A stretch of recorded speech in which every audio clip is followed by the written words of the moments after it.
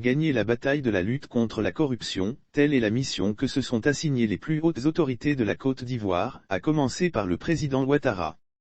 Le chef de l'État, Alassane Ouattara, a réaffirmé cette volonté d'endiguer le phénomène de la corruption dans le pays, lors de son message de Nouvelle Année le 31 décembre 2021.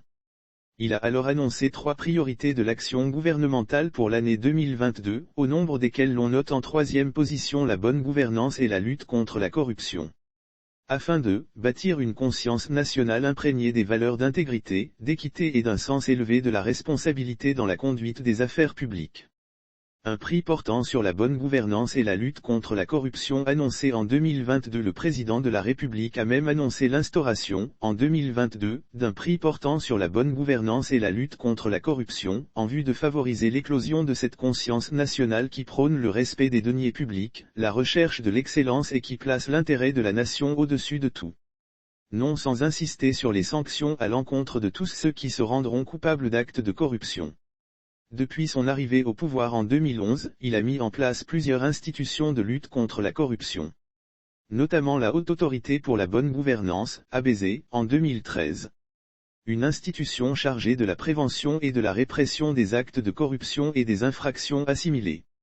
L'on compte aussi la Cour des comptes qui a été créée par la Constitution de novembre 2016. La Cour des comptes est chargée principalement de juger la régularité des comptes publics, contrôler l'usage des fonds publics par les ordonnateurs, les entreprises publiques, la sécurité sociale, les organismes privés bénéficiant d'une aide de l'État ou faisant appel à la générosité du public, d'informer le Parlement, le gouvernement et l'opinion publique sur la régularité des comptes.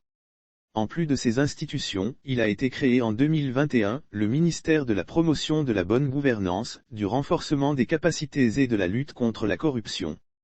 Le dit ministère a développé un plan stratégique adossé au Plan national de développement, PND, 2021 à 2025, à savoir la sensibilisation et l'établissement du programme de conformité dans les établissements publics. Le ministère a également procédé à la mise en place du comité d'éthique du ministère de la fonction publique et de la modernisation de l'administration et du dispositif de conformité aux douanes ivoiriennes.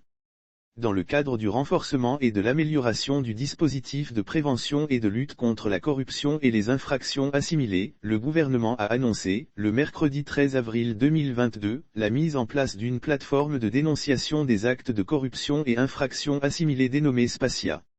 Lire aussi Bonne gouvernance déclaration de biens, voici les bons et les mauvais élèves, le rapport du ABZ qui dit tout. La Spacia intègre un numéro vert et une plateforme informatique, avec pour mission de recueillir les dénonciations, les signalements ou alertes des cas de corruption et infractions assimilées, et de procéder à leur traitement.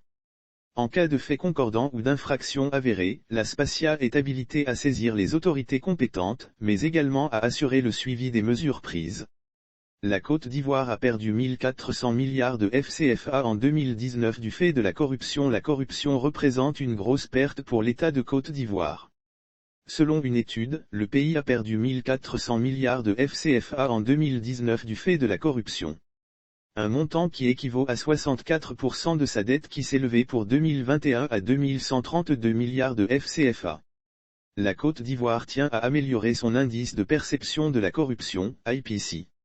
Selon le rapport 2021 de Transparency International publié le 25 janvier 2022, la Côte d'Ivoire, classée 104e sur 180 en matière de lutte contre la corruption selon le rapport 2020, une belle progression, plus 9 points, depuis 2011, fait partie des pays qui ont vu leur score dans l'IPC progresser considérablement au cours des 10 dernières années.